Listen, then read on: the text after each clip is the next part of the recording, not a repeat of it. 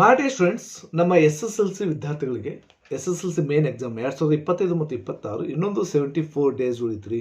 So ಭಾಳಷ್ಟು ವಿದ್ಯಾರ್ಥಿಗಳ confusion ಇದೆ ಹೌ ಟು ಸ್ಟಡಿ ಅಂತೇಳಿ. ಸೊ ಸ್ಟಡಿಯನ್ನು ಹೇಗೆ ಮಾಡಬೇಕು ಅನ್ನೋದು ಭಾಳಷ್ಟು ವಿದ್ಯಾರ್ಥಿಗಳ ಕನ್ಫ್ಯೂಷನ್ ಆಗಿದೆ. ಭಾಳಷ್ಟು ವಿದ್ಯಾರ್ಥಿಗಳು ಕಮೆಂಟ್ ಕೂಡ ಮಾಡ್ತಿರ್ತಾರೆ. ಸೊ ಹಾಗಾದರೆ ಸಿಂಪಲ್ ಆಗಿ ಒಂದು ಟಾಪ್ 8 ಪಾಯಿಂಟ್ಸ್ಗಳನ್ನು ನಾನು ಈ ವಿಡಿಯೋದಲ್ಲಿ ಡಿಸ್ಕಸ್ ಮಾಡ್ತೀನಿ. ಸೊ ಯಾವ ವಿಷಯನ ಹೇಗೆ ಓದಬೇಕು, which is the best time ಆಗಿರ್ಬೋದು, ಇನ್ನೂ ಕೆಲವು ಇತರ ವಿಷಯಗಳನ್ನ ನಾನು ಈ ವಿಡಿಯೋದಲ್ಲಿ ಡಿಸ್ಕಸ್ ಮಾಡ್ತೀನಿ. ಸೊ ಈ ಎಲ್ಲ ಪಾಯಿಂಟ್ಸ್ಗಳು ನಿಮ್ಮ ಸ್ಟಡಿಗೆ ಭಾಳಷ್ಟು ಅನುಕೂಲಕರ ಆಗ್ತಾವೆ ಅಂತ ಅಂದ್ಕೊಂಡಿದ್ದೀನಿ. ಅದಕ್ಕೆ ವಿಡಿಯೋನ ಕಂಪ್ಲೀಟ್ ಆಗಿ ನೋಡಿ. This Raju, welcome to smart 20. Yes my dear students, title ಕೊಟ್ಟಿದ್ದೀನಿ ರೀ, how to study for SSLC ಸ್ಟೂಡೆಂಟ್ಸ್ಗೆ ಮಾಡಿದಂಥ ವಿಡಿಯೋ ಇದು. ಭಾಳಷ್ಟು ವಿದ್ಯಾರ್ಥಿಗಳ ಕನ್ಫ್ಯೂಷನ್ ಇರುತ್ತೆ ಹೇಗೆ ಸ್ಟಡಿ ಮಾಡೋದು ಅಂತೇಳಿ. ಸೊ ನಾನು ಹೇಳ್ತಾನೆ ಬರ್ತಿರ್ತೀನಿ, ಆದಷ್ಟು ಹಾರ್ಡ್ ವರ್ಕ್ ಬೇಕು, ಜೊತೆಗೆ ಆ ಹಾರ್ಡ್ ವರ್ಕ್ ಬದಲಿ ಸ್ಮಾರ್ಟ್ ವರ್ಕ್ ಅನ್ನೋದನ್ನು ಸೇರಿಸಿದ್ರೆ ಭಾಳಷ್ಟು ಅನುಕೂಲ ಆಗುತ್ತೆ. ಸೊ ಒಂದು ಬುದ್ಧಿವಂತಿಕೆಯಿಂದ ಸ್ಟಡಿ ಮಾಡೋದನ್ನು ನಾವು ಕಲ್ತ್ಕೊಂಡ್ರೆ ಭಾಳಷ್ಟು ನಮ್ಮ ರಿಸಲ್ಟ್ ಉತ್ತಮ ಆಗುತ್ತೆ ಅಂತೇಳಿ ನನ್ನ ಒಪಿನಿಯನ್. ಓಕೆ, ಹಾಗಾದರೆ ಈ ಇದರಲ್ಲಿ ವಿಡಿಯೋದಲ್ಲಿ ನಾನು ಟೋಟಲ್ ವೆರಿ ಇಂಪಾರ್ಟೆಂಟ್ ಟಾಪ್ 8 ಪಾಯಿಂಟ್ಸನ್ನು ಡಿಸ್ಕಸ್ ಮಾಡ್ತಿದ್ದೇನೆ ರೀ. ಟೋಟಲಿ 8 ಪಾಯಿಂಟ್ಸ್ ಅದಾವೆ. ಸೊ ಹಾಗೆ ಲಿಸ್ಟ್ ಮಾಡ್ಕೋತ ಹೋದರೆ ಭಾಳಷ್ಟು ಆಗ್ತಾವೆ, ಬಟ್ ಭಾಳಷ್ಟು ಅನುಕೂಲಕರ ಅಂತ 8 ಪಾಯಿಂಟ್ಸನ್ನು ಈ ವಿಡಿಯೋದಲ್ಲಿ ಡಿಸ್ಕಸ್ ಮಾಡೋಣ. ಯಾವುದಾದ್ರು ಬಿಟ್ಟಿದ್ರೆ ವಿದ್ಯಾರ್ಥಿಗಳು ಕೂಡ ಕಮೆಂಟ್ ಮಾಡ್ತೀರಿ ಅಂತ ಅಂದ್ಕೊಂಡಿದ್ದೀನಿ. ಓಕೆ, ಹಾಗಾದರೆ first point is there, make a daily study routine ಅಂತ. ನಾನು ಭಾಳಷ್ಟು ಸಲ ಹಿಂದಿನ ವಿಡಿಯೋದಲ್ಲಿ ಹೇಳ್ತಿದ್ದೆ, ಯಾವುದೇ ಕೆಲಸ ಮಾಡಿ ಕಂಟಿನ್ಯೂಸ್ ಆಗಿರಲಿ ಮಾಡಿ ಸ್ಟೂಡೆಂಟ್ಸ್. ಒಂದಿನ ಸಿಕ್ಕಾಪಡಿ ಓದೋದು, ಒಂದಿನ ಮತ್ತೆ ಬಿಡೋದು, ಅಥವಾ 2-3 ದಿನ ಕಂಟಿನ್ಯೂಸ್ ಹಗಲು ರಾತ್ರಿ ಓದೋದು, ಒಂದಿಷ್ಟು ದಿನ ಬಿಡೋದು, ಈ ರೀತಿ ಮಾಡಿದ್ರೆ ಆಗೋದಿಲ್ಲ. ಸೊ ಸ್ಟಡಿ ರೆಗ್ಯುಲರ್ ಆಗಿರಬೇಕು, ಒಂದೇ ರೀತಿಯಲ್ಲಿ ಹೋಗ್ತಾ ಇರಬೇಕು. ಹಾಗಾದ್ರೆ ಮಾತ್ರ ನಾವು ಅದನ್ನು ರೀಚ್ ಆಗಲಿಕ್ಕೆ ಸಾಧ್ಯ ಇದೆ, ನಮ್ಮ ಗೋಲನ್ನು. ಸೊ ಅದಕ್ಕೆ the first point is very important, make a daily study routine. ಪ್ರತಿನಿತ್ಯ ಮಾಡ್ತಾ ಬನ್ನಿ. ಆ್ಯಂಡ್ ಪ್ರತಿನಿತ್ಯ ಪ್ರತಿಯೊಂದು ವಿಷಯಕ್ಕೂ ಇಂಪಾರ್ಟೆನ್ಸ್ ಕೊಡ್ರಿ. You are having so all 6 ಸಬ್ಜೆಕ್ಟ್ಸ್ನು.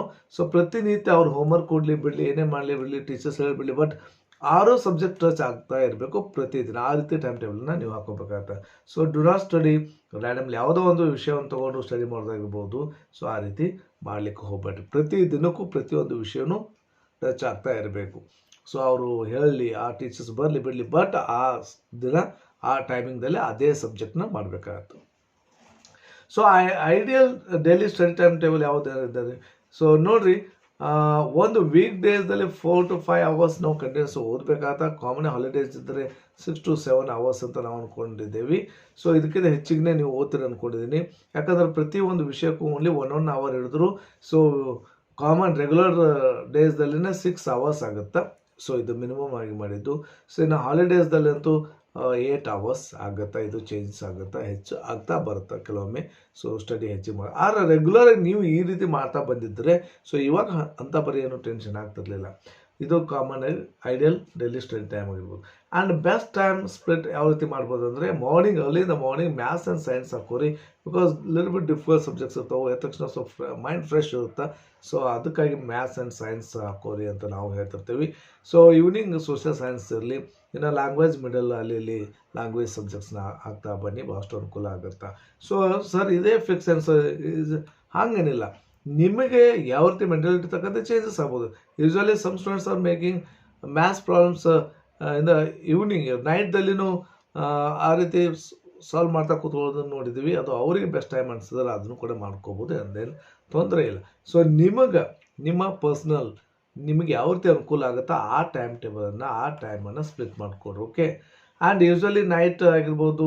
ಸೊ ಲ್ಯಾಂಗ್ವೇಜ್ ಸಬ್ಜೆಕ್ಟ್ಸನ್ನು ಸ್ಟಡಿ ಮಾಡಿದ್ರೆ ಅನುಕೂಲ ಆಗುತ್ತೆ ಅಂತೇಳಿ ನಾವು ಈ ರೀತಿ ಕಾಮನಾಗಿ ಹೇಳ್ತಿರ್ತೀವಿ.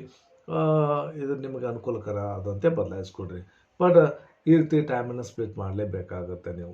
Okay, and second point is there, study 1 subject at a time. So ಒಂದು 20-30 minutes ಒಂದು ಸಬ್ಜೆಕ್ಟ್ ಓದೋದು minutes, then after you are holding another ಸಬ್ಜೆಕ್ಟ್ನು.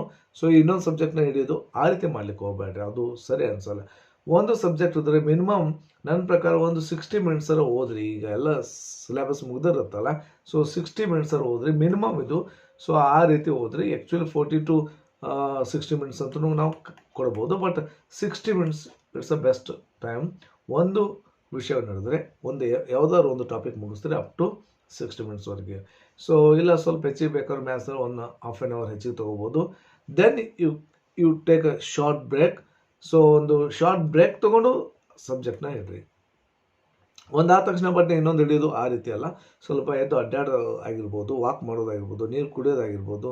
ಸೊ ಆ ಪ್ಲೇಸ್ ಬಿಟ್ಟು ಸ್ವಲ್ಪ ಮೂವ್ಮೆಂಟ್ ಮಾಡ್ಕೊಂಡು ಮತ್ತೆ ಅಲ್ಲಿ ಕೂತ್ಕೊಂಡು ಸೊ ಸ್ಟಡಿ ಸ್ಟಾರ್ಟ್ ಮಾಡಿರಿ. Okay. So don't jump between subjects. ಬೇರೆ ಬೇರೆ ಸಬ್ಜೆಕ್ಟ್ ವಿಷಯಗಳನ್ನ ಇದು ಮಾಡಲಿಕ್ಕೆ ಹೋಗಬೇಡ್ರಿ. It's the second point. Okay. And third point is there how to study ಈ ಸಬ್ಜೆಕ್ಟ್ ಅಂತೇಳಿ. ಪ್ರತಿ ವಿಷಯನೂ ವಿಭಿನ್ನವಾಗಿರ್ತಾವೆ. ಅದನ್ನು ಹೇಗೆ ಮಾಡೋದು ಸರ್? ಕಮೆಂಟ್ದಲ್ಲಿ ನೋಡ್ತೀವಿ ಸರ್, ಮ್ಯಾಥಮೆಟಿಕ್ಸ್ ಹೇಗೆ ನಾವು ಇದು ಮಾಡ್ಕೋಬೇಕಾಗತ್ತೆ, ಸ್ಕೋರ್ ಮಾಡ್ಕೋಬೇಕಾದ್ರೆ ಹೆಂಗೆ ಓದಬೇಕು, ಸೋಷಿಯಲ್ ಸೈನ್ಸ್ ಆಗಿರ್ಬೋದು. ಓಕೆ. ಸೊ ಅದಕ್ಕಾಗಿ third point is the how to study ಈ ಸಬ್ಜೆಕ್ಟ್ ಅನ್ನೋದು ಕ್ವೆಶನ್ ಮಾರ್ಕ್ ಕೊಟ್ಟಿದ್ದೀನಿ. ಪ್ರತಿಯೊಂದು ವಿಷಯವನ್ನು ಹೇಗೆ ಸ್ಟಡಿ ಮಾಡಬೇಕಾಗತ್ತೆ ಅಂತೇಳಿ. ಹಾಗಾದ್ರೆ first subject is the so mathematics. Okay. Mathematics ಸಬ್ಜೆಕ್ಟ್ನ ಇಲ್ಲಿ ತೊಗೊಂಡಿದ್ದೀನಿ. ಸೊ ಮ್ಯಾಥಮೆಟಿಕ್ಸ್ನ ಸ್ಟಡಿ ಮಾಡಬೇಕಾದ್ರೆ learn formulas by writing. So ಇದು ರೈಟಿಂಗ್ ವರ್ಕ್ ಮಾಡ್ತಾ ಅದು ಫಾರ್ಮುಲಾನ ಬರೆದು ತೆಗೀರಿ. ಸೊ ಓದೋದು ಹ್ಯಾಡ್ ಮಾಡೋದಿರೋದಿಲ್ಲ. ಹೆಚ್ಚು ಮ್ಯಾಥಮೆಟಿಕ್ಸ್ ಯಾವಾಗಲೂ ಪ್ರಾಕ್ಟೀಸ್ ಮಾಡೋದಿರುತ್ತೆ. ಸೊ ಸ್ಪೆಷಲಿ ಫಾರ್ಮುಲಾಸ್ಗಳು ಏನು ಬರ್ತಾವೆ ನೋಡಿರಿ, ಅದನ್ನು ಬರೆದು ಪ್ರಾಕ್ಟೀಸ್ ಮಾಡಿರಿ. ಮತ್ತು ಸ್ಟಡಿ ನಿಮ್ಮ ಟೇಬಲ್ ಮುಂದಿದ್ದರೆ ಅದನ್ನು ಫಾರ್ಮುಲಾಸನ್ನು ಬರೆದು ಪೇಸ್ಟ್ ಮಾಡಿರಿ. ನೋಡಿನೂ ರಿಮೆಂಬರ್ ಇರುತ್ತೆ ಫಾರ್ ಎವರ್ ಆಗಿ. ಇದು first step. And second one, solve textbook problems first. ನೀವು ಎಕ್ಸ್ಟ್ರಾ ಏನೇ ಮಾಡೋಕ್ಕಿಂತ ಮೊದಲು you have to solve the ಟೆಕ್ಸ್ಟ್ ಬುಕ್ದಲ್ಲಿ ಏನು ಕೊಟ್ಟಿದ್ದಾರೆ ಆ ಪ್ರಾಬ್ಲಮ್ಸ್ಗಳನ್ನ ಸಾಲ್ವ್ ಮಾಡಲಿಕ್ಕೆ ಪ್ರಯತ್ನ ಮಾಡಿ. ಕ್ವಿಕ್ಕಾಗಿ ಯಾವುದೇ ಪ್ರಾಬ್ಲಮ್ಸ್ ಇದ್ರೂ ಫಾಸ್ಟಾಗಿ ಮಾಡೋ ರೀತಿಯಲ್ಲಿ, ಕಾನ್ಫಿಡೆನ್ಸಾಗಿ ಮಾಡೋ ರೀತಿಯಲ್ಲಿ ಸ್ಟಡಿ ಮಾಡಲಿಕ್ಕೆ ಸ್ಟಾರ್ಟ್ ಮಾಡಿರಿ. And third point is that practice daily. ಇದು ಪ್ರತಿನಿತ್ಯ ಅಂತೂ ಮಾಡ್ತಾನೆ ಇರಬೇಕಾಗತ್ತೆ. ಯಾವಾಗಲೂ ಈ ಮ್ಯಾಥಮೆಟಿಕ್ಸ್ ಆಗಿರ್ಬೋದು, ಇಂಗ್ಲೀಷ್ ಗ್ರಾಮರ್ ಆಗಿರ್ಬೋದು, ಎಷ್ಟು ಪ್ರಾಕ್ಟೀಸ್ ಮಾಡ್ತಾರೆ, ಎಷ್ಟು ಡ್ರಿಲ್ ವರ್ಕ್ ಮಾಡ್ತಾರೆ, ಅಷ್ಟು ನಿಮಗೆ ಪರ್ಫೆಕ್ಷನ್ ಬರುತ್ತೆ. ಅದಕ್ಕಾಗಿ ಡೈಲಿ ಪ್ರಾಕ್ಟೀಸ್ ಮಾಡ್ತಾನೆ ಇರಬೇಕು. ಯಾವುದೇ ಸಮಸ್ಯೆ ಇದ್ದರೂ ಅದನ್ನು ಸಾಲ್ವ್ ಮಾಡಲಿಕ್ಕೆ ಪ್ರಯತ್ನ ಮಾಡಿರಿ. And last one, revise mistakes again. So ಯಾವ ಮಿಸ್ಟೇಕ್ಸ್ ಆಗಿರ್ತಾವೋ ಅವುಗಳನ್ನ ಮತ್ತೆ ನೀವು ರಿವೈಸ್ ಮಾಡಬೇಕಾಗತ್ತೆ, ಮತ್ತೆ ಪ್ರಾಬ್ಲಮ್ ಸಾಲ್ವ್ ಮಾಡಬೇಕಾಗತ್ತೆ. ಸೊ ಈ ಕೆಲವು ಪಾಯಿಂಟ್ಸ್ಗಳನ್ನ ಅಪ್ಲೈ ಮಾಡೋ ಮೂಲಕ ಮ್ಯಾಥಮೆಟಿಕ್ಸ್ನ ನೀವು ಚೆನ್ನಾಗಿ ಅರ್ಥ ಮಾಡ್ಕೋಬೋದು. ಭಾಳಷ್ಟು ಈಸಿ ಆಗುತ್ತೆ mathematics. So here one rule is that's only practice is the key for success. ಯಾವುದೇ ಇರಲಿ mathematics, specially mathematics, practice is the only key for the success ಅಂತ. ಇದು ಪ್ರಾಕ್ಟೀಸ್ ಮಾಡ್ತಾನೆ ಇರಬೇಕು, ಅಂದಾಗ you will get the success. Okay, in the mathematics. And next subject science. Okay, ಇದನ್ನು ಕೇಳ್ತಿರ್ತೀರಿ. ಹಾಗಾದ್ರೆ ಸೈನ್ಸ್ ಫಿಸಿಕ್ಸ್ ಆ್ಯಂಡ್ ಕೆಮಿಸ್ಟ್ರಿದು ಒಂದು ಕೊಟ್ಟಿದ್ದೀವಿ, ಆಮೇಲೆ ಬಯಾಲಜಿದು ಒಂದು ಕೊಟ್ಟಿದ್ದೀವಿ. ಫಿಸಿಕ್ಸ್ ಆ್ಯಂಡ್ ಕೆಮಿಸ್ಟ್ರಿ ಅದನ್ನು ಹೇಗೆ ಅರ್ಥ ಮಾಡ್ಕೋಬೇಕಂದ್ರೆ, ಅಂಡರ್ಸ್ಟ್ಯಾಂಡ್ ಕಾನ್ಸೆಪ್ಟ್ಸ್ಗಳನ್ನ ಅರ್ಥ ಮಾಡ್ಕೊಡ್ರಿ. ಏನು ಕ್ಲಿಯರ್ ಆಗಿರ್ತದೆ ಕಾನ್ಸೆಪ್ಟ್ಸ್ಗಳನ್ನ ಅರ್ಥ ಮಾಡ್ಕೊಡ್ರಿ. ಸುಮ್ಮನೆ ಬ್ಯಾಟ್ ಮಾಡೋದಲ್ಲ, ಸುಮ್ಮನೆ ಓದಿ ಬರ್ತೀವಿ. ಆ ಏನು ಕಾನ್ಸೆಪ್ಟ್ ಇದೆ ಅದನ್ನು ಅರ್ಥ ಮಾಡ್ಕೊಳ್ಳಿ first one. And practice numericals. ಆ ನ್ಯೂಮರಿಕಲ್ಸ್ ಏನೇ ಬಂದರೂ ಅದನ್ನು ಪ್ರಾಕ್ಟೀಸ್ ಮಾಡಿರಿ. ಓಕೆ. ಆ್ಯಂಡ್ ಇಲ್ಲಿನ ಫಾರ್ಮುಲಾಸ್ ಬಂದರೆ ಲರ್ನ್ ಫಾರ್ಮುಲಾಸ್ ಆ್ಯಂಡ್ ಯೂನಿಟ್ಸ್ಗಳನ್ನ ಅರ್ಥ ಮಾಡ್ಕೊಂಡು ಓದ್ಕೊಡ್ರಿ ಅಂತೇಳಿ ಕೊಟ್ಟಿದ್ದೇವೆ. ಇನ್ನು ಬಯಾಲಜಿದಲ್ಲಿ ರೀಡ್ ಲೈನ್ ಬೈ ಲೈನ್ ರೀ. ಸೊ ಪ್ರತಿಯೊಂದು ಲೈನ್ ಬೈ ಲೈನ್ ಓದಿ ಅರ್ಥ ಮಾಡ್ಕೊಡ್ರಿ.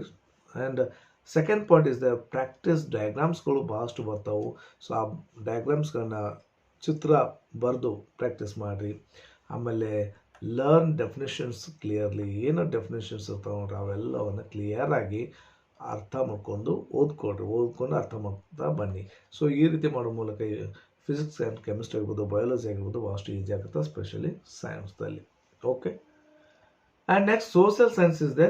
ಸೋಷಿಯಲ್ ಸೈನ್ಸ್ ಮಾಡಬೇಕಾದ್ರೆ ಇಲ್ಲಂತೂ ಡೇಟ್ಸ್ ಆ್ಯಂಡ್ ನೇಮ್ಸ್ ಭಾಳಷ್ಟು ಬರ್ತಾವೆ. ಡೇಟ್ಸ್ ಆ್ಯಂಡ್ ನೇಮ್ಸ್ಗಳನ್ನ ಕಲ್ತ್ಕೊಳ್ರಿ, ನೆನಪಲ್ಲಿ ಇಟ್ಕೊಳ್ಳೋಕೆ ಪ್ರಯತ್ನ ಮಾಡಿರಿ. ಓದಿ ಅದನ್ನು ಮಾಡಿರಿ. ಡೇಟ್ಸ್ ಆ್ಯಂಡ್ ನೇಮ್ಸ್ಗಳನ್ನ ಕ್ಲಿಯರಾಗಿ ಏನು ಡಿಫ್ರೆನ್ಸ್ ಇದೆ ಅದನ್ನು ಅರ್ಥ ಮಾಡ್ಕೊಳ್ಳೋ ಪ್ರಯತ್ನ ಮಾಡಿರಿ.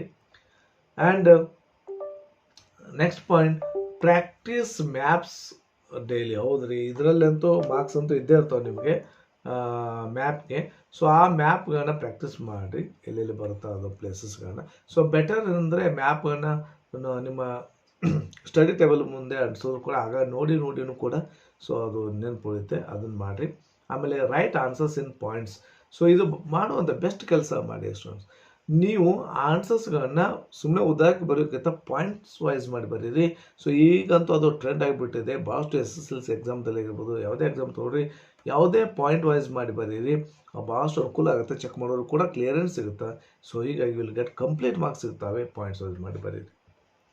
ಇದಾದ ನಂತರ ರಿವೈಸ್ ಫ್ರೀಕ್ವೆಂಟ್ಲಿ ಆಗಾಗ ಯು ಹ್ಯಾವ್ ಟು ರಿವೈಸ್ ಮಾಡಲೇಬೇಕಾಗತ್ತೆ. ರಿವೈಸ್ ಮಾಡದೇ ಇದ್ರೆ ಆಗೋದಿಲ್ಲ.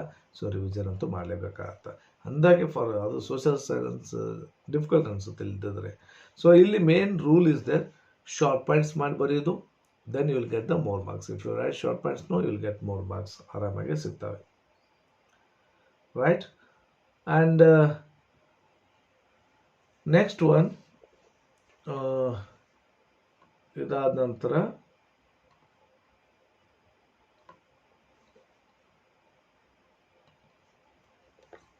ಫಸ್ಟ್ ಲ್ಯಾಂಗ್ವೇಜ್ ಯಾವುದೇ ಆಗಿರ್ಬೋದು, ಫಸ್ಟ್ ಲ್ಯಾಂಗ್ವೇಜ್ ಕನ್ನಡ ಆಗಿರ್ಬೋದು ಆ್ಯಂಡ್ ಇಂಗ್ಲೀಷ್ ಆಗಿರ್ಬೋದು, ಇದನ್ನು ಯಾವ ರೀತಿ ಅರ್ಥ ಮಾಡ್ಕೋಬೇಕಂದ್ರೆ, ಸೊ ರೀಡ್ ಲೆಸನ್ಸ್ ಡೈಲಿ ಓದಬೇಕ್ರಿ. ಯಾವುದೇ ಲ್ಯಾಂಗ್ವೇಜ್ ಇರಲಿ ಅದನ್ನು ಲೆಸನ್ ಓದೋದು ಮಾಡಿರಿ. ಲೆಸನ್ ಓದಿ ಅರ್ಥ ಮಾಡ್ಕೊಡ್ರಿ. And second point, learn grammar ರೂಲ್ಸ್ಗಳನ್ನ ಅರ್ಥ ಮಾಡ್ಕೊಡ್ರಿ. ಏನು ನೇಮ್ಗಳದಾವು, ರೂಲ್ಸ್ಗಳದಾವು, ಅದನ್ನು ಅರ್ಥ ಮಾಡ್ಕೊಡ್ರಿ. ಆ್ಯಂಡ್ ಪ್ರಾಕ್ಟೀಸ್ ಮಾಡಬೇಕಾಗತ್ತೆ. ಸೊ ಗ್ರಾಮರ್ಗಳನ್ನ ಅಥವಾ ಏನೇ ಆ್ಯಕ್ಟಿವ್ ಸ್ಪೆಸಿಸ್ ಇರಲಿ, ಡೈರೆಕ್ಟ್ ಇಂಡೈರೆಕ್ಟ್ ಸ್ಪೀಚ್ ಇರಲಿ, ಅದನ್ನು ಪ್ರಾಕ್ಟೀಸ್ ಮಾಡೋ ಮೂಲಕ ನಿಮಗೆ ಈಸಿ ಆಗುತ್ತೆ. And learn important answers. ಅದರಲ್ಲಿ ಯಾವ ಇಂಪಾರ್ಟೆಂಟ್ ಕೀ ಆನ್ಸರ್ಸ್ ಬರ್ತವೆ, ಯಾವ ವೆರಿ ಇಂಪಾರ್ಟೆಂಟ್ ಆನ್ಸರ್, ಅದನ್ನು ಓದಿ ಅರ್ಥ ಮಾಡ್ಕೊಳ್ಳೋ ಪ್ರಯತ್ನ ಮಾಡಿರಿ. ಇನ್ನು ಎಸ್ಸೆ ಆಗಿರ್ಬೋದು, ಲೆಟರ್ ಆಗಿರ್ಬೋದು, ಈ ಎಲ್ಲ ಗ್ರಾಮರ್ ಕ್ವಶನ್ಸ್ಗಳನ್ನು ಎಷ್ಟು ಪ್ರಾಕ್ಟೀಸ್ ಮಾಡ್ತೀರಿ ಅಷ್ಟು ಅನುಕೂಲ ಆಗುತ್ತೆ. Practice needed. ಸೊ ಇವುಗಳನ್ನ ಅರ್ಥ ಮಾಡ್ಕೊಳ್ಳೋದು.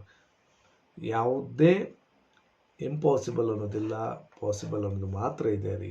Okay. Next one, second language Kannada ಆಗಿರ್ಬೋದು, ಹಿಂದಿ ಆಗಿರ್ಬೋದು, ಅದು ನಿಮ್ದು ಯಾವ್ದು ಲ್ಯಾಂಗ್ವೇಜ್ ಇರುತ್ತೆ ಅದು. ಸೊ ಇದನ್ನು ಏನು ಮಾಡ್ಬೇಕಂದ್ರೆ, ರೀಡ್ ಟೆಕ್ಸ್ಟ್ ಬುಕ್. ಯಾವುದೇ ಲ್ಯಾಂಗ್ವೇಜಲ್ಲಿ ಪ್ರತಿನಿತ್ಯ ನೀವೇನು ಮಾಡಬೇಕಾಗತ್ತಾ, ಟೆಕ್ಸ್ಟ್ ಬುಕ್ಕನ್ನು ಓದಬೇಕಾಗತ್ತೆ. ಸೊ ಆ್ಯಂಡ್ ಲರ್ನ್ ಮೀನಿಂಗ್ಸ್ಗಳನ್ನ ಓದ್ರಿ, ಶಬ್ದಗಳ ಮೀನಿಂಗ್ಸ್, ಗ್ಲೋಸರಿನ ಓದ್ರಿ. And practice writing. ಏನು ರೈಟಿಂಗ್ ಪ್ರಾಕ್ಟೀಸ್ ಮಾಡಬೇಕು, ಎಸ್ಸೆ ಆಗಿರ್ಬೋದು, ಲೆಟರ್ ಆಗಿರ್ಬೋದು, ಆ್ಯಂಡ್ ಗ್ರಾಮರ್ಗಳನ್ನ ಬರೆದು ಪ್ರಾಕ್ಟೀಸ್ ಮಾಡಿರಿ. ಸೊ ಲ್ಯಾಂಗ್ವೇಜ್ ಈಸಿ ಆಗುತ್ತೆ, ಭಾಳಷ್ಟು ಈಸಿ ಆಗುತ್ತೆ. Next one, fourth point.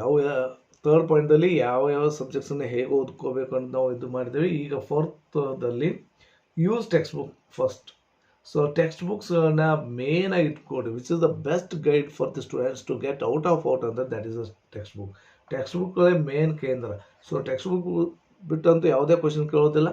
And ಇತ್ತೀಚೆಗೆ ನಮ್ಮ 2025, 2026ದಲ್ಲಿ LBI ನೋಟ್ಸ್ ಏನಿದೆ ಅದನ್ನು ಇಟ್ಕೊಡ್ರಿ. ಮೇನ್ LBI ನೋಟ್ಸ್ ಬಿಟ್ಟು ಮತ್ತೇನು ಕ್ವಶನ್ ಕೇಳೋದಿಲ್ಲ. 100% ಯಾವುದೇ ಕ್ವಶನ್ ಬರ್ಲಿಕ್ಕೆ ಕಮ್ ಫ್ರಮ್ ಟೆಕ್ಸ್ಟ್ ಬುಕ್ ಓನ್ಲಿನೋ. ಟೆಕ್ಸ್ಟ್ ಬುಕ್ ಮತ್ತೆ ಯಾವ್ದು ಕ್ವಶನ್ ಕೇಳ್ತಾರೆ. ಒಂದು ಈಗಂತೂ ಇತ್ತೀಚೆಗೆ 100% questions from the LBI notes ಅಂತ ಅಂದರೂ ಏನೋ ತಪ್ಪಿಲ್ಲ. ಅಷ್ಟೊಂದು ಕ್ವಶನ್ ಬಂದೇ ಬರ್ತಾವೆ ಗ್ಯಾರಂಟಿ. ಇನ್ನು ಅದನ್ನೇ ಹೆಂಗೆ ಮಾಡಬೇಕು, ಲರ್ನ್ ಟೆಕ್ಸ್ಟ್ ಬುಕ್ ಕ್ವಶನ್ಸ್ಗಳನ್ನ ಓದ್ಕೊಡ್ರಿ. ಟೆಕ್ಸ್ಟ್ ಬುಕ್ ಕ್ವಶನ್ ಮೇನ್ ಯಾವ್ಯಾವ ಕೊಟ್ಟಿದ್ದಾರಂತೆ, ಲರ್ನ್ ಸಮ್ರೀಸ್ಗಳನ್ನ ಓದ್ಕೊಡ್ರಿ. ಆ್ಯಂಡ್ ಅದ್ರಲ್ಲಿ ಪ್ರಾಕ್ಟೀಸ್ ಎಕ್ಸಸೈಸ್ಗಳು ಇದ್ರೆ ಪ್ರಾಕ್ಟೀಸ್ ಮಾಡಿರಿ. ಸೊ ಈ ರೀತಿ ಮಾಡೋದ್ರ ಮೂಲಕ ಟೆಕ್ಸ್ಟ್ ಬುಕ್ಸ್ನ ಯೂಸ್ ಮಾಡಿಕೊಡ್ರಿ. ಭಾಳಷ್ಟು ಓದಿ ಅರ್ಥ ಮಾಡ್ಕೊಳ್ಳೋಕ್ಕೆ ಪ್ರಯತ್ನ ಮಾಡಿರಿ. Okay. And fifth point, revision is very important ರೀ. ಎಲ್ಲ ಓದ್ತಾರೆ ಮಾಡ್ತಾರೆ, ರಿವಿಷನ್ ಮಾಡ್ತಾರೆ. ಆಯಿತು ನಾನು ಮುಗಿಸಿದ್ದೀನಿ ಅಂತ ಅನ್ಕೋಬಾರ್ದು. Without revision study is useless. Revision ಇಲ್ಲದೆ ಸ್ಟಡಿ ಮಾಡಲಿಕ್ಕೆ ಆಗೋದೇ ಇಲ್ಲ. ಆ್ಯಂಡ್ ಬೆಸ್ಟ್ ರಿವಿಷನ್ ಮೆಥಡ್ ಯಾವ್ದು ಸರ್ ಅಂತಂದರೆ, revise the same day. So ಅವತ್ತು ಓದಿದ್ದನ್ನು ಸ್ವಲ್ಪ ಮನನ ಮಾಡಿಕೊಡ್ರಿ, ರಿವೈಸ್ ದ ಸೇಮ್ ಡೇ. ಅಥವಾ ರಿವೈಸ್ ಆಫ್ಟರ್ 1 ವೀಕ್, ಒಂದು ವಾರ ನಂತರ ಮತ್ತೆ ರಿವೈಸ್ ಮಾಡಿರಿ. ಪ್ರತಿದಿನ ರಿವೈಸ್ ಮಾಡ್ತಾ ಬನ್ನಿ. ಒಂದು ವಾರ ನಂತರ ಆ ಟಾಪಿಕ್ ಯಾವುದು ಓದಿದ್ರಿ, ಅವತ್ತು ಓದಿದ್ದನ್ನು ಅವತ್ತಿನ ದಿನ ಮುಗಿದ್ರೊಳಗೆ ರಿವೈಸ್ ಮಾಡೋದು. ಒಂದು ವಾರ ನಂತರ ಆ ಸಬ್ಜೆಕ್ಟ್ನ ರಿವೈಸ್ ಮಾಡೋದು. ಈ ಮೆಥಡ್ ಹಾಕೋರಿ. This is the best revision method ಅಂತ ಕರೀತಾರೆ. ಆ್ಯಂಡ್ ರಿವೈಸ್ ಬಿಫೋರ್ ಎಕ್ಸಾಮ್ಗಿಂತ ಮುಂಚೆ ಬರೀ ರಿವಿಷನ್ ಮಾಡೋದೇ ಇರುತ್ತೆ. ಬರೀ ರಿವಿಷನ್ ಮಾಡೋದು. Okay. And next 6th point, right and practice answers ರೀ. ಹೌದು, ಭಾಳಷ್ಟು ಜನ ಹೇಳ್ತಾರೆ ಸ್ಪೆಲ್ಲಿಂಗ್ ಮಿಸ್ಟೇಕ್ಸ್ ಆಗ್ತಾ ಇದ್ದಾವೆ ಸರ್, ನನಗೆ ಓದ್ಲಿಕ್ಕೆ ಬರ್ಲಿಕ್ಕೆ ಬರಲ್ಲ ಸರ್ ಅಂತ ಹೇಳ್ತಿರ್ತೀರಿ. ಅವ್ರಿಗೆಲ್ರಿಗೂ ಬೆಸ್ಟ್ ಅಂತಂದ್ರೆ ರೈಟ್ ಆ್ಯಂಡ್ ಪ್ರಾಕ್ಟೀಸ್ ಆನ್ಸರ್ಸ್. ಉತ್ತರನ ಓದ್ರಿ, ಬರೆದು ಪ್ರಾಕ್ಟೀಸ್ ಮಾಡಿರಿ. ಸೊ ಆ ರೀತಿ ಮಾಡೋ ಮೂಲಕ ಭಾಳಷ್ಟು ಈಸಿ ಆಗುತ್ತೆ. ಡೋಂಟ್ ಓನ್ಲಿ ರೀಡ್, ಬರೀ ಓದಿಲ್ಲ, ಒಂದೇ ಸಲ ಬರೀರಿ 5 ಸಲ ಓದಂತೆ ಭಾಸ ಆಗುತ್ತೆ. ಅದನ್ನು ಮಾಡಬೇಕಾಗತ್ತೆ. ಆ್ಯಂಡ್ ರೈಟ್ ಆನ್ಸರ್ಸ್ ಡೈಲಿ ಬರೆದು ಯಾವ ಡಿಫಿಕಲ್ಟ್ ಇದ್ದರೆ ಆ ಸ್ಪೆಷಲಿ ಆನ್ಸರ್ಸನ್ನು ಬರೆದು ಪ್ರಾಕ್ಟೀಸ್ ಮಾಡಿರಿ. And practice previous year question ಪೇಪರ್ಸನ್ನು ಭಾಳಷ್ಟು ಯೂಸ್ ಮಾಡಿಕೊಡ್ರಿ. ಭಾಳಷ್ಟು ಅನುಕೂಲ ಆಗುತ್ತೆ. ನಮ್ಮ ಸ್ಪೆಷಲಿ ಮಾಡೆಲ್ ಕ್ವಶನ್ ಪೇಪರ್ ಬಿಟ್ಟಿದ್ದಾರೆ. ಆ್ಯಂಡ್ ಜೊತೆಗೆ ಈ ಸದ ಮಿಡ್ ಟರ್ಮ್ ಕ್ವಶನ್ ಪೇಪರ್ ಬಿಟ್ಟಿದ್ರು, ಅದಂದ್ರೆ ಲಾಸ್ಟ್ ಇಯರ್ ಕ್ವಶನ್ ಪೇಪರ್ಸು. ಆಮೇಲೆ ಈಗ ಪ್ರಿಪ್ರೇಟರಿ ಎಕ್ಸಾಮ್ 1, 2, 3 ಇದು ಬರ್ತಾವೆ. ಎಲ್ಲ ಕ್ವಶನ್ ಪೇಪರ್ಸನ್ನು ಚೆನ್ನಾಗಿ ಯೂಸ್ ಮಾಡಿಕೊಡ್ರಿ. ಆ್ಯಂಡ್ ರೈಟ್ ಫಸ್ಟ್ ಪೇಪರ್ಸ್ ಅಂತ ಓಕೆ, ಓದಿ ಅದನ್ನು ಮಾಡೆಲ್ ಕ್ವಶನ್ ಪೇಪರ್ಸ್ಗಳನ್ನು ಬಿಡಿಸ್ರಿ ಅಂತ ನಾನು ಅದೇ ಇಲ್ಲಿ ಹೇಳಿದೆ. ಸೊ ಮಾಡೆಲ್ ಕ್ವಶನ್ ಪೇಪರ್ಸ್ನ ಆದಷ್ಟು ಸಾಲ್ವ್ ಮಾಡೋದು ಭಾಳಷ್ಟು ಬೆಸ್ಟ್. ಅದರಿಂದ ಮಿನಿಮಮ್ 70% ಕೇಳಬೇಕಾತ ಬಂದೇ ಬರ್ತಾವೆ ಅಂತ ಅನ್ಕೋ, ಅಥವಾ ಮೋರ್ ದೆನ್ 50 ಅಂತೂ ಪಕ್ಕ, ರೈಟ್? ಮಾಡೆಲ್ ಕ್ವಶನ್ ಪೇಪರ್ಸ್ನಿಂದ. And this is the 6th point. And 7th point is there here. And exam writing strategy ಒಂದು ಪಾಯಿಂಟನ್ನು ಹೇಳ್ಬಿಡ್ತೀನಿ. ಸೊ ಎಕ್ಸಾಮನ್ನು ಬರಿಬೇಕಾದ್ರೆ ಏನು ಮಾಡಬೇಕು? Read the question paper fully. First ನೀವು ಕ್ವಶನ್ ಪೇಪರ್ ಓದ್ಕೋಬೇಕು. ಅದಕ್ಕಾಗಿ 15 ಮಿನಿಟ್ಸ್ ಎಕ್ಸ್ಟ್ರಾ ಕೊಟ್ಟಿರ್ತಾರೆ. ಸೊ ಅದನ್ನು ಕೌಂಟ್ ಮಾಡಿ. ಎಕ್ಸಾಂಪಲ್ ನಮ್ಮ ಲ್ಯಾಂಗ್ವೇಜ್ ಇದೆ ಅಂದರೆ, ಸೊ ಫಸ್ಟ್ ಲ್ಯಾಂಗ್ವೇಜ್ಗೆ 3 hours 15 minutes, ಸೆಕೆಂಡ್ ಲ್ಯಾಂಗ್ವೇಜ್ ಇದು 3 hours ಕೊಟ್ಟಿರ್ತಾರೆ. 245 ಇರುತ್ತೆ ಪ್ಲಸ್ 15 ಅಂತೇಳಿ 3 hours ಮಾಡಿ ಕೊಟ್ಟಿರ್ತಾರೆ. 3 hours for the core subjects ಇರ್ತೈತಿ, ಪ್ಲಸ್ 15 ಹಾಕಿ ರೀಡಿಂಗ್ ಸಂಬಂಧ 15 ಹಾಕಿ 315 ಮಾಡಿರ್ತಾರೆ. ಸೊ ಹೀಗಾಗಿ read the question paper fully and start with easy ಕ್ವಶನ್ಸ್ನಿಂದ ಸ್ಟಾರ್ಟ್ ಮಾಡಿರಿ. ಯಾವ್ಯಾವ ಬರ್ತಾವೆ ಅದನ್ನು ಮೊದಲು ಬಿಡಿಸ್ರಿ, ಆಮೇಲೆ ಡಿಫಿಕಲ್ಟ್ ಇದು ಮಾಡಿರಿ. ಮ್ಯಾನೇಜ್ ಟೈಮ್ ರೀ. ಟೈಮನ್ನು ಮ್ಯಾನೇಜ್ ಮಾಡೋದು ಭಾಳಷ್ಟು ಕರೆಕ್ಟ್. ಇಲ್ದಿದ್ರೆ ನೀವೆಲ್ಲ ಬರ್ತೀರಿ ಟೈಮ್ ಸಲ್ಲ ಅಂತಿರ್ತೀರಿ. ಅದಕ್ಕಾಗಿ ಸೊ ಪ್ರಿಪ್ರೇಟರಿ ಎಕ್ಸಾಮ್ದಲ್ಲಿ ಇವೆಲ್ಲ ಅಪ್ಲೈ ಮಾಡಿ ನೋಡಿರಿ. ಸೊ ಅಲ್ಲಿ ಏನೋ ಮಿಸ್ಟೇಕ್ಸ್ ಆದ್ರೆ ಸೆಕೆಂಡ್ ಪ್ರಿಪ್ರೇಟರಿ ಎಕ್ಸಾಮ್ದಲ್ಲಿ ಅದನ್ನು ಸಾಲ್ವ್ ಮಾಡ್ಲಿಕ್ಕೆ ಪ್ರಯತ್ನ ಮಾಡಿರಿ. ಮತ್ತು ಅವು ಯಾವುದೇ ಸಮಸ್ಯೆ ಆಗುತ್ತೆ ಅಂದರೆ 3ನೇ ಎಕ್ಸಾಮ್ದಲ್ಲಿ, ಲಾಸ್ಟ್ ಫೈನಲ್ ಎಕ್ಸಾಮ್ದಲ್ಲಿ ಕರೆಕ್ಟ್ ಆಗುತ್ತೆ. And underline keywords. ಕ್ವಶನ್ಸ್ ಬರ್ತಿದ್ರೆ ಅಲ್ಲಿ ಯಾವುದೋ ಇಂಪಾರ್ಟೆಂಟ್ ವರ್ಡ್ಸ್ ಇದ್ದರೆ ಅದಕ್ಕೆ ಅಂಡರ್ಲೈನ್ ಮಾಡಿ ಪೆನ್ಸಿಲ್ ಅದು ಪೆನ್ನಲ್ಲೇ. ಆ್ಯಂಡ್ ರೈಟ್ ನೀಟ್ ಆನ್ಸರ್ಸ್ ನೀಟಾಗಿ ಬರೀರಿ. ಅಕ್ಷರ ಭಾಳಷ್ಟು ದುಂಡೇ ಆಗಬೇಕಂತಿಲ್ಲ, ಅರ್ಥ ಆಗೋ ರೀತಿಯಲ್ಲಿ ಇದ್ದರೆ ಸಾಕು. Will get out of 4 marks. Okay, and last point is there, that is health and mind care. ಇಷ್ಟೆಲ್ಲ ಓದ್ತೀರಿ ಹಗಲು ರಾತ್ರಿ, ನಿಮ್ಮ ಹೆಲ್ತ್ ಬಗ್ಗೆ ಇರ್ಬೋದು, ಮೈಂಡ್ ಬಗ್ಗೆ ಕೇರ್ ತೊಗೊಳ್ಳೇಬೇಕಾಗತ್ತೆ. Minimum you have to sleep 7 hours ನೀವು ಮಲಗಬೇಕಾಗತ್ತೆ. ಹೋಗ್ಲಿ 7 ಅಂದ್ರೆ ಆಗಲ್ಲ ಸರ್, ಮಿನಿಮಮ್ 6 hours ಅಂತೂ ನಾವು ಅಪ್ಲೈ ಮಾಡಲೇಬೇಕಾಗುತ್ತೆ. ಓಕೆ, ಆ್ಯಂಡ್ ಇದ್ರ ಜೊತೆಗೆ ಈಟ್ ಹೆಲ್ತಿ ಫುಡ್, ಆರೋಗ್ಯವಾದ ಆಹಾರವನ್ನು ಸೇವನೆ ಇರಲಿ. ಎಕ್ಸಾಮ್ ನೋಡಿರಿ, ಎಷ್ಟು ಒಳ್ಳೆ ಆಹಾರ ತಿಂತೀರಿ ಅಷ್ಟು ನಿಮ್ಮ ಫಿಸಿಕಲಿ ಆಗಿರ್ಬೋದು, ಮೆಂಟಲ್ ಆರಾಮಾಗಿರ್ತೀರಿ. And special third one, avoid mobiles ಆಗಿರ್ಬೋದು, ಟಿ ವಿ ಆಗಿರ್ಬೋದು ಡ್ಯೂರಿಂಗ್ ದ ಸ್ಟಡಿ ಮಾಡ್ತಾ ಮುಂದೆ ಮೊಬೈಲ್ ನೋಡೋದು ಕೇಳೋದಾಗಿರ್ಬೋದು, ಟಿ ವಿಯನ್ನು ನೋಡ್ತಾ ಸ್ಟಡಿ ಮಾಡೋದಾಗಿರ್ಬೋದು, ಇದನ್ನು ಅವಾಯ್ಡ್ ಮಾಡಲೇಬೇಕಾದ. ಆದಷ್ಟು ಅಂತೂ ಯೂಸ್ ಮಾಡಲಿಕ್ಕೆ ಹೋಗಬೇಡ್ರಿ. ಆ್ಯಂಡ್ ಸ್ಟೇ ಪಾಸಿಟಿವ್ ರೀ. ಯಾವಾಗಲೂ ಹೋಪ್ ಇಟ್ಕೊಡ್ರಿ, ಒಳ್ಳೆ ರಿಸಲ್ಟ್ ಬರ್ತಂತೇಳಿ ಇಟ್ಕೊಡ್ರಿ. ಒಳ್ಳೆ ಉತ್ತಮವಾದ ರಿಸಲ್ಟ್ ಮಾಡ್ತೀನಿ, 90% ಅಬೌವ್ ಈಸಿಯಾಗಿ ಮಾಡ್ತೀನಿ ಅಂತ ಅಂದ್ಕೊಡ್ರಿ. Definitely will reach that goal. So ಈ ಎಲ್ಲ ಈ ಟಾಪ್ 8 ಪಾಯಿಂಟ್ಸ್ಗಳು ಮೂಲಕ ನಿಮಗೆ ಸ್ಟಡಿಗೆ ಭಾಳಷ್ಟು ಅನುಕೂಲ ಆಗ್ತವೆ ಅಂತ ನಾನು ಅಂದ್ಕೊಂಡಿದ್ದೀನಿ. ಇದರ ಜೊತೆಗೆ ಸೊ ಲಾಸ್ಟ್ ಬೋನಸ್ ಆಗಿ golden rules for SSLC success ಹೇಳಲೇಬೇಕಾಗತ್ತೆ. ಅದು ಏನಂತಂದರೆ, ಬಿ ರೆಗ್ಯುಲರ್, ಯಾವಾಗಲೂ ಓದ್ತಾ ಬನ್ನಿ, ರೆಗ್ಯುಲರ್ ಆಗಿರ್ರಿ. ಬಿ ಕಾನ್ಫಿಡೆಂಟ್, ಆತ್ಮವಿಶ್ವಾಸ ಇರಲಿ, ನಾನು ಮಾಡೇ ಮಾಡ್ತೀನಿ, ನನ್ನಿಂದ ಹಾಗೇ ಆಗುತ್ತೆ ಅಂಥೇಳಿ. And next revise again and again, ಪುನರಾವರ್ತನೆ ಮಾಡಲೇಬೇಕಾಗತ್ತೆ, ರಿವಿಷನ್ ಮಾಡಲೇಬೇಕಾಗತ್ತೆ ಮತ್ತೊಮ್ಮೆ. And believe in your self. Beautiful ರೀ, ನಿಮ್ಮಲ್ಲಿ ನಂಬಿಕೆ ಇರಲಿ. ಸೊ ಇಷ್ಟು ಪಾಯಿಂಟ್ಸ್ಗಳನ್ನು ನೀವು ಅಪ್ಲೈ ಮಾಡಿದ್ದೆ ಅದರಲ್ಲಿ ಭಾಳಷ್ಟು ಒಳ್ಳೆ ರಿಸಲ್ಟ್ ಅಂತೂ ಬಂದೇ ಬರುತ್ತೆ. Okay, these are total 4 golden rules for SSLC students. ಹಾಗಾದರೆ ಈ ವಿಡಿಯೋದಲ್ಲಿ ನಾನು ಅಂದ್ಕೊಂಡಂಗೆ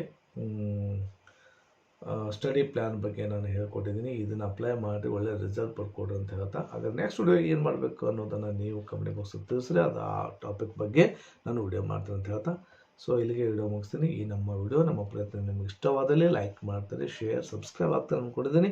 ಆ್ಯಂಡ್ ಜಾಯ್ನ್ ಆಗೋದ್ರ ಮೂಲಕ ನಮ್ಮ ಲೈವ್ ಕ್ಲಾಸಸ್ ಜಾಯ್ನ್ ಆಗ್ಬೋದು ಅಂತ ಹೇಳ್ತಾ, thank you for watching. Have a nice day.